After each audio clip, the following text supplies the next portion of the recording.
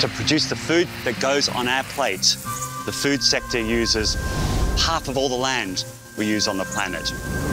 It uses 2/3, 3/4 of all the water we use on the planet. It's incredible. And it's the second or third biggest emitter of greenhouse gases. So the impacts are higher than any other sector in total. This means that we have to change.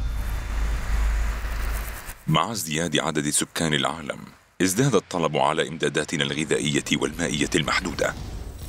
يسهر العلماء الليالي في محاولة لإيجاد حلول لهذه التحديات، مسلحين بالمعرفة والخبرة والشغف والأمل. وتدعمهم مؤسسة تؤمن بأن العلم يمكن أن يساعدنا على إنقاذ كوكبنا.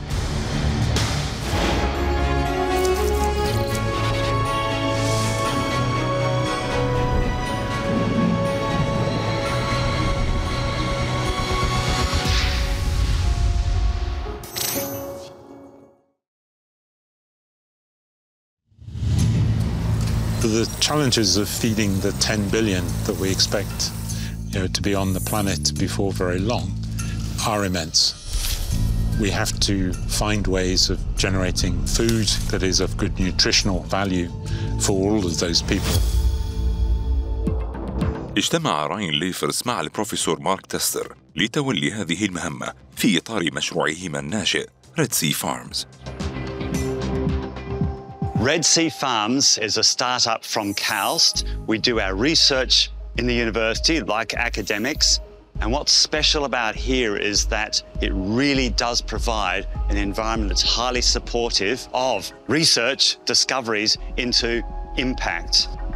Generally, we have technologies that fall into three main buckets, and then they're all connected by a central system. So bucket one is the plant science. A kilogram of tomatoes, that's like 4 large tomatoes. That requires about 350 litres of water to produce. Just a small bag of tomatoes. It's extraordinary. And the thing which we've done, which I think is quite good and potentially very impactful, is to just use less fresh water and substitute it with salty water. So we're trying to unlock the massive reserves of salty water in the planet that we currently do not use for our food production. So we try to not use 350 litres, but maybe 20 or 30 litres of water to produce that kilogram of tomatoes. A little benefit for us humans, though, is that when you grow the plants in brackish water, the fruits taste fantastic. They accumulate more sugar and taste sweeter. They're slightly more acidic as well. And they're actually also better for you because when the plants get a little bit stressed, they want to produce antioxidants to help stay healthier for longer. And what's the main antioxidant? It's vitamin C. And then the next bucket is the active cooling bucket. So in this climate, it gets hot. We need to cool the controlled environment. And so we've got a number of technologies that are patented around how we can do that in a sustainable way, and especially connected with solar energy. When you're in this hot, dry environment in the Middle East, a huge amount of water is used to cool the greenhouse. And so this was Ryan's technology, where you simply substitute fresh water for salty water to cool the greenhouse. And immediately you are reducing the freshwater consumption by a factor of 10. Let me walk you through some of the active cooling pieces, which are right over here. So behind door number 1 here is actually the first of our active cooling systems. This is simply a saltwater-based, in this case seawater, but saltwater-based evaporative cooler. And what's different about this system is we've got sensors built into the system to control it and to protect the cooling system. Door number 2 behind me, this is door number 2. This is actually, it's a humidity capture and reuse system. So we call it HumCap for short. But the HumCap system allows us to capture humidity that's exiting the greenhouse, and then we can recycle that back to the front end of the greenhouse to reuse it for cooling. So this allows us to save a lot of the water that we would otherwise evaporate, so like 50, 60, 70% depending on the climate from the HumCap. The other thing that's interesting about this is it's a liquid desiccant-based system that allows for air purification. So we can purify the air of things like viruses and bacteria, pathogens. So one of the things that with the solar roof is it's actually capturing that infrared light. It's preventing it from going into the greenhouse. It's converting it to energy, electricity, which powers that mechanical chiller, which then is connected directly to our stored thermal tank of liquid desiccant. So then we use that at night. So it's the sun powering this whole system, but it's actually the spectrum of the sun that we don't use when we're growing crops, and in fact, which is detrimental to the system. So we're taking something that would otherwise be a negative to the system and using it as a positive. And then the third bucket is around passive cooling. So this is like the heat blocking, which is what the sensors and the control system is pulling this all together in this beautiful system that you see behind me. So the photovoltaics are direct connected to the fan, which is a good thing because as the solar energy goes up and we get more power out of our photovoltaic panels, we need more fan energy to actually cool the greenhouse and move the heat out quicker. So it's directly correlated. And then I want to show you the next system, which is our Cortex system. What's interesting about the Cortex system is that we've built this all in-house and we've made this for this environment. Which is different from like the northern climates where greenhouses originated. This is one of our products. We call it the environmental sensor. So what lives inside this enclosure is this little sensor, which measures quite a lot of things. It measures temperature, relative humidity, pressure, and CO2 levels. We have another sensor. We called it the water sensor. It's specifically designed to monitor the root zone inside the plant. We also use that sensor to measure the water salinity content in the water cooling system. All of the data we get here are integrated into the cloud, so we could access this data at any time, anywhere in the world. But we're actually really using the systems, the technologies as a whole, as a package. We can grow maybe 100 different varieties of fruits and vegetables. These are capsicums, sweet peppers. They're only 6 weeks old, but they're already starting to produce some fruits. So we've got different colours.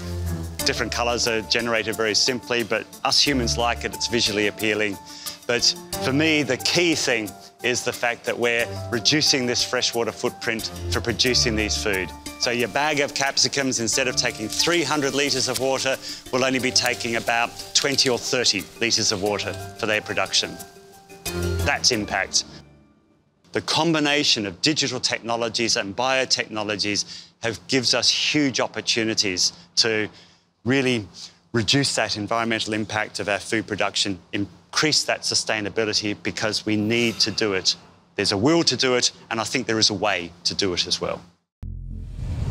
يجيب البروفيسور رودوينغ عن السؤال الكبير حول كيفية إطعام 10 مليارات شخص بسؤال كبير آخر.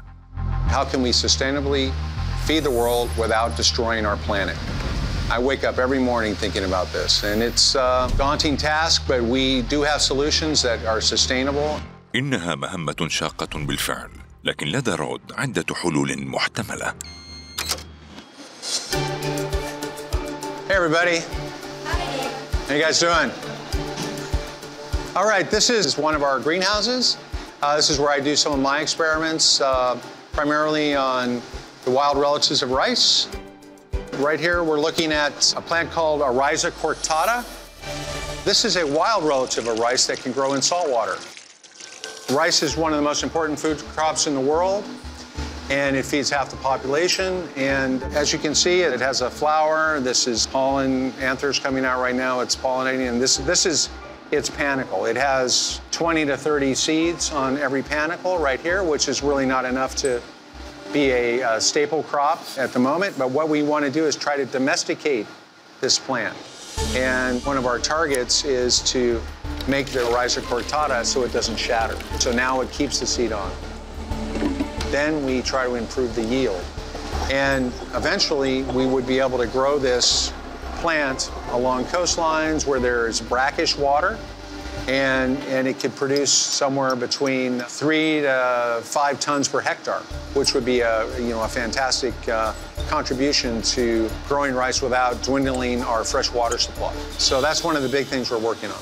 تقدم التقنية الحيوية وعلم الوراثة النباتية حلولاً يمكنها تلبية الحاجة إلى الغذاء في بعض المناطق الأقل خصوبة على كوكب الأرض. تعتمد إحدى أساتذة جامعة الملك عبد الله للعلوم والتقنية على تجربتها الشخصية في العيش في هذه المناطق. I love dates since I was a kid. Whenever I find a date, I will eat it. One weekend I was sitting at home and I said, why don't I study them? تعرفوا على إكرام التي حولت شغفها إلى مهنة قد تساعد في التغلب على تحدي إطعام 10 مليارات. Date palm is one of the most beautiful plants in the world, in my opinion. It exists since more than 4,000 years. I think this is a plant with personality. It has a very strong personality because it's very resilient. Date palm is a good example to study plant adaptation to desert conditions because of their great root system. Their system is very complex. I call it a great hydraulic system. So they can form roots that grow laterally, so at the superficie, so that allows it to uptake water quickly when there is high moisture or when there is occasional rainfall. They also develop very deep roots, seeking the water. The shoot is very interesting because it has great ability to resist high temperature. So they start flowering around 25-30 degrees. The fruits mature at 60-55 degrees. So usually the date palm harvest is in August, July, where it's the highest temperature in the kingdom. إذا كانت أشجار النخيل مثالية جدا، فما هو مسعى إكرام إذن؟ The saying is the one who plants the seeds, it doesn't eat the fruit. That's how slow the date grows. So what we are doing now is we try to optimize the transformation protocol. So the protocol is already established, which is good. What we want now is to take advantage of this established protocol to accelerate the growth using either a foreign DNA or using a metabolite or using a microbe that can help make the plant grow faster. That will help us to create the fast palm. Then to make them fit, then we will have to wait a little bit until we can see whatever we have introduced does not perturb the structure of the plant and test that is really making the plant more resistant. على غرار ريد سي فارمز تتطلب العديد من التجارب باحثين من تخصصات مختلفة. The beauty of this place is very interdisciplinary. For instance, I have collaboration not only with people working with plant, but also working with electrical engineering. For instance, the sensor lab. The sensor lab has nothing to do with plants. They don't work with biology or root or developmental biology, but they are developing sensor to detect abiotic stress or detect hormones. أو لاستشعار الأنواع الغازية التي تهدد ملايين أشجار التمر والنخيل في العالم. There's a problem here with something called red palm weevils. It's basically like a little snout beetle that can lay between 200 to 300 eggs that develops into fairly big fat grubs that lives inside the date palms. And they basically eat the interior of those date palms, ferment the interior until those date palms or the trunks are basically all hollow. So if you get a windy day, they might completely fall over, and that's obviously affecting the yield of those date palms. So we are trying to detect which ones are infested and which ones are healthy, and we're using drones and various types of cameras to do that. It's quite a significant problem. It started about 20 years ago here in the Middle East, but it's really spread, and it's costing the industry a lot of money every year. There's a lot of wasted resources going towards this. There's a lot of yield that's lost because of outbreaks in certain areas, and this date palm farm in particular has some issues with red palm weevils.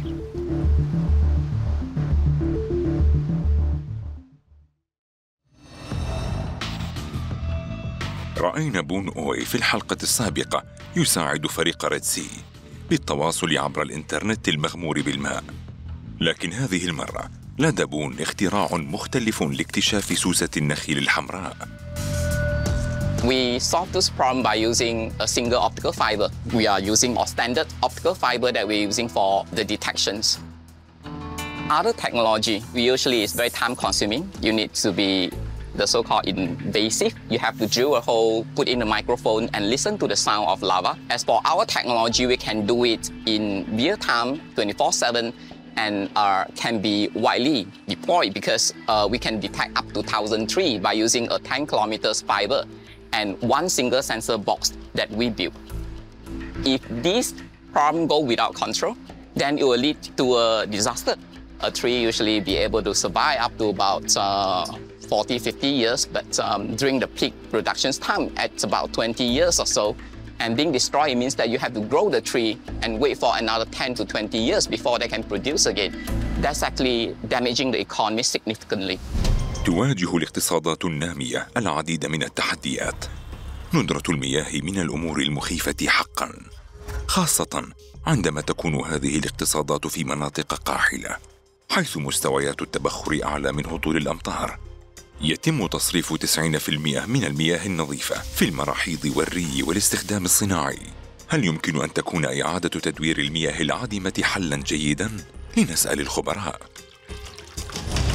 My main goal is to really challenge the way that we are seeing wastewater as a waste and not as a resource, and perhaps eliminates the definition of wastewater and just say that it is water.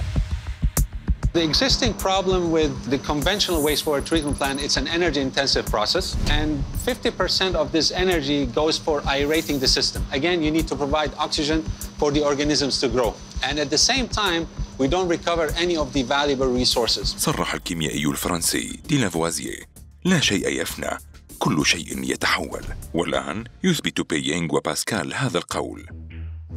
With the conventional activated sludge process, we only treat the wastewater and we dispose it. With this system, we can treat the wastewater, and at the same time, we can recover green energy as hydrogen. And if we capture most of this energy, we can convert the whole process to become an energy-neutral process. We call it anaerobic electrochemical membrane bioreactor. The concept behind this biotechnology is that you have a certain type of microorganisms that they like to grow using electrodes as their electron acceptor. For example, we as humans, we use oxygen to respire. These organisms, they like to respire using an electrode material. So what happens here is that in wastewater, you have certain organic compounds. So these organisms, they survive on these organic compounds. So they break down these organic compounds and they capture the electrons and they transfer these electrons to the surface of an electrode. So the electrons then move to another electrode we call the cathode, where hydrogen is generated. So at the cathode side, we have a certain type of catalyst that helps the production of hydrogen. So the electrons and the protons that are generated from the oxidations of organics in wastewater, at the cathode, they are converted to hydrogen gas. So in this first unit, we have these electrodes, we call them the anodes, and this is basically what it is. So this is where the microorganisms, they grow on the surface as a biofilm. And in addition to the anode, we have another type of electrode, we call it the cathode, and this is basically, it's made of nickel. This is where the hydrogen evolution takes place. In addition to that, as I mentioned, you're producing the hydrogen, you have a gas bag at the top, this is where we capture the hydrogen.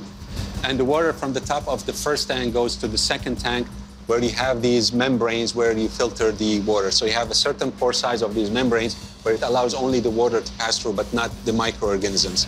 And then you can produce a type of water that is suitable for reuse. And here I'm just going to open this just to show you how we're producing clear water. From what you see over here, we are right now at the wastewater treatment plant.